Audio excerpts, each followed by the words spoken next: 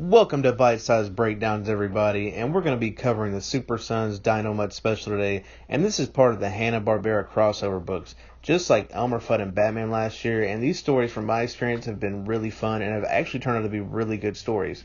I didn't think they'd be written so well, but anyways, let's jump into the story. So we find out apparently that big city where Dynomutt and Blue Falcon live is apparently just 25 miles upstate of Gotham, and that's interesting.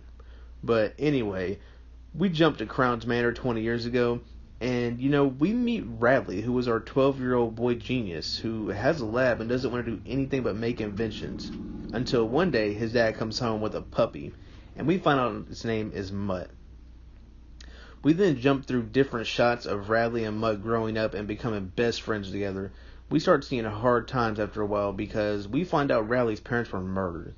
And we don't ever see why or how this happened, but the news just gets worse from there, because we find out Mutt is sick and dying according to the vet. That happens when your best pal is 15, but Radley is not having this. He can't give up on his best friend. It's the only thing he has left in this world, so he brings Mutt to the lab and starts constructing a way to keep his best pal alive. We then jump to Clark, John, and Lois in a funeral home. Turns out one of their old friends from the Daily Planet has passed, and they've come to pay their respects. John's never been to a funeral before. He doesn't understand the purpose, and it just feels uncomfortable for him. He's tired of all the death talk from the guests, so he gets out of there. Whew. Dad never gets uncomfortable, so he wouldn't understand what I'm going through. John says this place is depressing. We then hear a voice asking if John has his work clothes, and it turns out to be Damian Wayne. And Damian attempts to get John to ditch this place and go fight crime in Big City because Gotham has too many bats right now. John's not having it because he doesn't want to get in trouble again. Last time he had to sit through a long lecture until a paw touches his shoulder, and Damian knows exactly who this paw belongs to. It belongs to the dynamic neural organism known as Dynomutt, but he's not well. Dynomutt's dying. He looks like he just took the beating of his life. We find out Blue Falcon is gone and Dynomutt's alone. He can't spit out the rest. We have to save him. You can stay here if you want, says Damian. I'll carry him on my bike. But John's mind has now changed. I'll carry him. Let's go. We find out Blue Falcon is really Radley Crown here, one of Big City's richest residents, and a part of the same billionaire Playboy club that Bruce is. We also find out that he was a part of Batman's international corporation of crime fighters, and fought against a ton of threats together. He's one of Batman's most loyal, mysterious allies. Supposedly, rumor is he's found a way to reanimate genetic imprints through robotics. Now, that sounds insane, guys, and kind of scary. I love the way they tied him in. This is just great storytelling. Anyway, we then arrive at Crown Tower, where Blue Falcon and Dynomutt live and work, trying to forget their past. But this could be a trap, says Damian. Dynomutt's eyes start to glow. Access approved.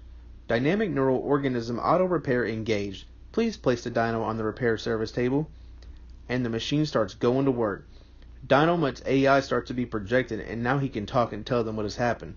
Blue Falcon did this to me, my best friend, but it's not his fault. It's Red Vulture controlling him. See, aren't you glad you came with me, John? Then a kryptonite blast hits John in the back and sends him flying across the room. Are you okay? Damian then jumps at Blue Falcon and gets swatted away. I told Batman to never work with kids. Blue Falcon says dogs are much more loyal. And then he falls to the ground, attempting to fight off the mind control Red Vulture has on him, but he can't break it. He then rips Dynomutt from the machine and takes off, leaving only the AI remaining there for a few short seconds. And before it disappears, he gets one word out, and it's tracking. He then emits a tracker to the onboard of Damian's glove. We then jump to Blue Falcon, and he arrives with Dynomutt at his old home, Crown Manor. Bring the body downstairs, Red Vulture says. You know where. Red Vulture begins to spout out nonsense, being Blue Falcon's god. And see, that'd be all fine, but even a god needs upgrades. Eventually, we then come to find out that Blue Falcon has actually created Red Vulture in his laboratory a long time ago, with many other creatures, all failures in attempts to create that dog. You crafted me from nothing but skin and bones of a dead animal, Red Vulture says, and metal from your laboratory. You granted me life, To me, you were a god until I realized you were just a lonely kid. You programmed me with free will, so I did my own research and experience on humans and created this body's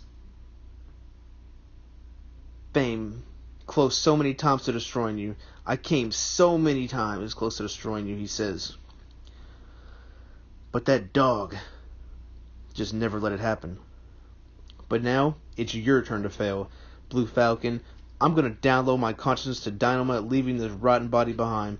Then I'll be immortal, and you'll just be a forgotten shell of what I want you to be. I'll probably make you dog food. You're not eating anyone, John says. Damien and John quickly restrain Blue Falcon and take care of Red Vulture. But Blue Falcon's fighting, and they can't reach him. Must kill. Red Vulture gets away from John and starts converting his consciousness. Little does he know it was a trap set in place, and Dynomutt electrocutes him. Kill them, Red Vulture says. Consider them dead. He goes to attack Damien and John, but Dynomutt jumps in front to protect them. Not on my watch. I don't want to do this. My friend's in there somewhere. No, I killed him. Stabbed him right in the heart where your memory lives, and as he bled out, he mentioned you were nothing to him. Well, if my best friend is gone, then I guess it's alright if I tell you a secret. See, he thought BF stood for Blue Falcon, but actually, it stood for best friend. All the memories start flooding back to Blue Falcon, and Red Vulture chimes in.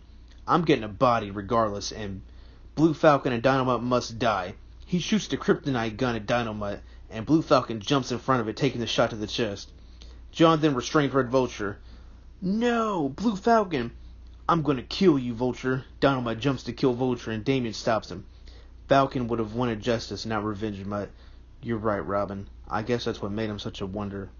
As Dynomutt lays next to his dead companion, we then get a shot back into the funeral home, and John finally understands the importance of funerals.